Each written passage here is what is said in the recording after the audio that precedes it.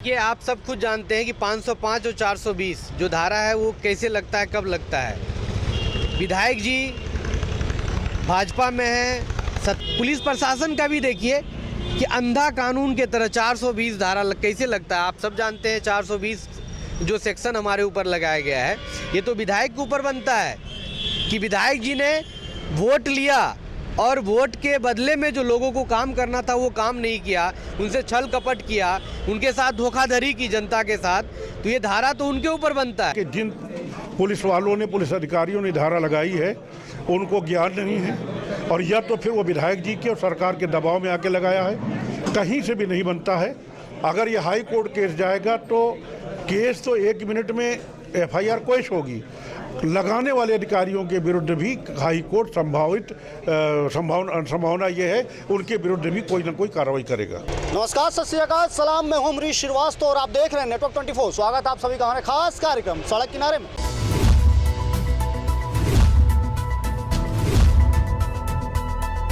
तो सड़क किनारे में जैसे आप जानते हैं हम वो कहानी उठाते हैं, हम वो मुद्दा उठाते हैं जो आप और हमसे जुड़ी होती हैं। तो इसी क्रम में हम एक खबर दिखाए थे, जो एक पोस्टर लगा था जिस पर लिखा गया था कि लापता BKT विधायक हुए लापता। ये जंगल की आग की तरफ फैली और हमने ज़मीनी हकीकत भी तलाशी। गांव-गांव जाकर जब हमने खबर की तो पता चला वाकई विधायक जी गाँव में दिखे ही नहीं। उसके बाद से विधायक जी की तरफ से उनके एक प्रतिनिधि ने मुकदमा दर्ज कराया। स्थानीय नेता जो कांग्रेस के नेता हैं वो लल्लन कुमार जी हैं, उनके ऊपर एक मुकदमा दर्ज होता है 420 और 505 में। वो मुकदमा दर्ज होता है BKT थाने में। उसके बाद एक और मुकदमा दर्ज होता है जो गुड़म्बा थाना में होता है। तो ज़्यादा जानकारी के लिए आज हमारे साथ मौजूद है लल्लन कुमार। मैं उनसे हम लोग जानेंगे कि क्या है पूरा मसला, क्या मामला है। देखिए, जनता की आवाज़ को उठाना चाहे किसी भी व्यक्ति ने किया हो, वो कांग्रेस पार्टी का कार्यकर्ता है, मैं उसको सैल्यूट करता हूं। और आप सब जानते होंगे कि विधायक जी क्षेत्र में दिख नहीं रहे हैं, सच में वो लापता है। और भाजपा का विधायक ही नहीं लापता है बल्कि उनका विकास भी लापता है। किसी गांव में विकास उनका नहीं दिख रहा है। अगर इस मुद्दे को हमें उठाने के लिए हमारे ऊपर हज़ारों मुकदमे भी हो तो मैं तो उठाता रहूँगा। सच में विधायक जी लापता है। जनता के प्रतिनिधि हैं, जनता ने उनको चुन करके भेजा था 2017 में कि यहाँ का विकास करेंगे। आज देखिए बक्सी के तालाब विधानसभा की हालात बद से बदतर है।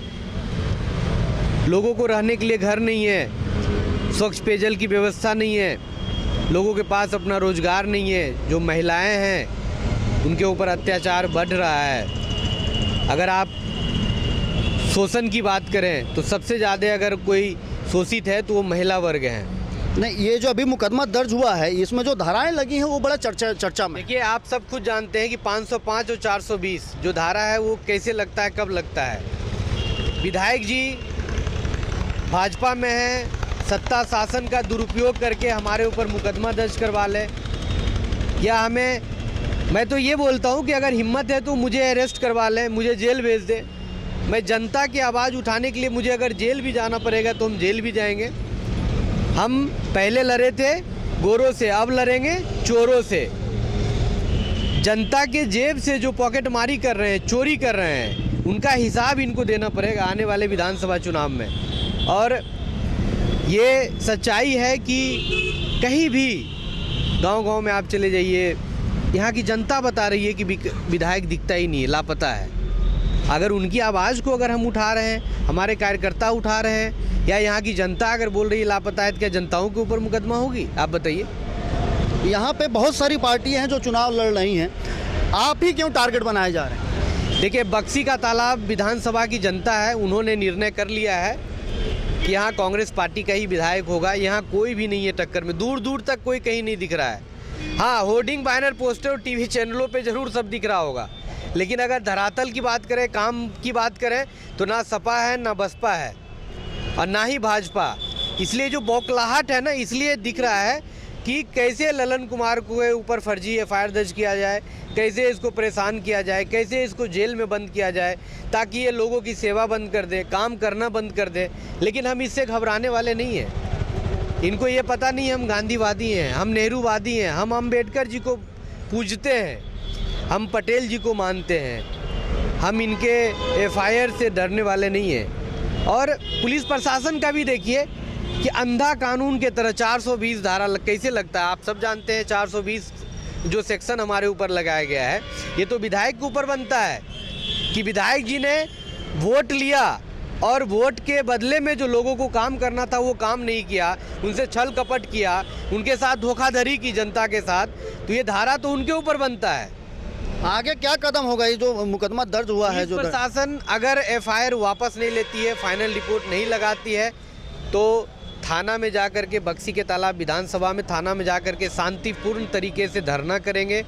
बक्सी के तालाब विधानसभा के कार्यकर्ताओं के साथ ही साथ गुडम्बा थाना में भी जाकर के धरना प्रदर्शन हम लोग करेंगे, क्योंकि फर्जी मुकदमा है, इसको वापस लेना होगा। इनको नहीं वापस लेते हैं तो आने वाले विधानसभा चुनाव में यहाँ की जनता देख रही है, कानूनी जो प्रक्रिया है वो हम करेंगे, क्योंकि यहाँ की जनता सब जानती है कि इस तरह से जो वो अफवाह फैला रहे हैं हमारे बारे में और हमें बदनाम करने की जो साजिश रच रहे हैं, उसमें वो कामयाब नहीं होंगे। एक आखिरी सवाल, ये अभी जो लोग बड़े वादे करते हैं, आपका क्या, आपने जनता के लिए क्या, अगर आप विधायक बनते हैं तो जनता के लिए क्या?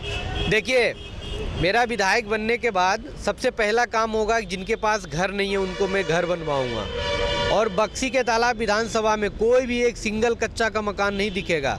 हर व्यक्ति के पास अपना पक्का मकान होगा, उनके पास रोजगार होगा, चाहे वो सरकारी नौकरी हो चाहे वो प्राइवेट नौकरी हो, क्योंकि आप देख रहे हैं सारी सरकारी संस्थाएं बेची जा रही है। उसके बाद स्वच्छ पेयजल की व्यवस्था होगी, सड़कें अच्छी रहेगी, स्मार्ट चौराहा बनाऊंगा, सीसीटीवी, वाईफाई, महिलाओं के लिए जो हम लोगों ने वादा किया है। अभी आपने देखा होगा कि जो हमारी बहन है जो स्नातक पास करेगी उनको स्कूटी दिया जाएगा, जो इंटर पास करेगी उनको स्मार्टफोन दिया जाएगा, उनको रोजगार से कनेक्ट किया जाएगा। जो आशा बहू आंगनबाड़ी है उनकी मानदेय को लेकर के जो समस्याएं हैं, वो 10,000 जो उनका वेतन है वो हम लोग करेंगे, परमानेंट करेंगे। तमाम तरह के जो हमने वादे किए हैं और जो हमारी प्रतिज्ञा है कांग्रेस पार्टी का, वो हम पूरा करेंगे। और यही नहीं, किसानों का जितना भी कर्ज है वो सब हम माफ़ करेंगे। एक भी रुपये हो जिसका, या 1 लाख हो या 1 करोड़ रुपए हो, सब माफ़ होगा पूरा। बिजली बिल जो उनके पास आ गया था कोरोना काल में, या उनके ऊपर तमाम सरकारी बकाए हैं, वो पूरा माफ़ होगा। और जो रेगुलर बिजली बिल आएंगी वो हाफ होंगी। तो हम जो वादे करते हैं वो पूरा भी करते हैं। आज विधायक जी बता दें कि क्षेत्र में कितने लोगों का हैंडपंप लगाए हैं, जो सरकारी योजना आती है वो भी खा जाते हैं। मुकदमा तो उनके ऊपर दर्ज होना चाहिए, वो भी चपत लेते हैं। और काम करने की जहां बारी आए, संकट के घड़ी में जब खड़े होने की बारी आए तो वहां सटक लेते हैं। वो जो उसमें सही लिखा हुआ, जिसने भी लिखा है बहुत अच्छा लिखा है भाई, उनको गुल्लर का फूल का दर्जा दिया गया है। आप समझ रहे हैं ना जी, गुल्लर दिखता है नहीं कभी, पेड़ पे उगता है, पेड़ पे वो फलता है, तो उनको तो जनता ने पेड़ पे बैठा दिया है। अब क्या चाहिए उनको? और काम के घड़ी में सटक लेते हैं। तो ये तो सच्चाई है और उनकी आवाज़ हम उठाते रहेंगे।